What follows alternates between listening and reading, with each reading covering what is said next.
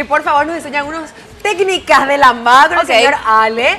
Y nosotros vamos a estar pendientes. Vení, pues nada, tú ves.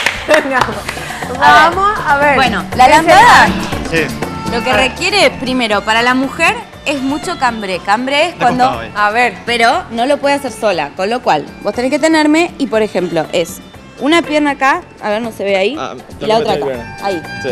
El cambré es esto, con lo cual vos tenés que venir conmigo. Ya. Dale, Ale. ¿Sí? Andate, Ale, andate. Dale, Ale. Ok. Y ahora, los pasos de lambada sería como un 1, 2, 3. Y esto es así.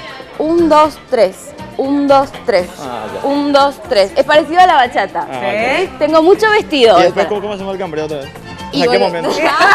Pero vos no tenés que no, o sea, digo yo, para yo saber, no sé. O sea, pongámosle, vamos a armar la coreo directa. A ver, entera. dale. Entonces vamos Cortita, a hacer para que se arranque. cortita. Es 1, 2, 3. 1, 2, 3, 1, 2, 3, cambre. Dale. ¿Sí? Ponga la música. A ver. Ao lembrar de amor que dia Cambre la pierna de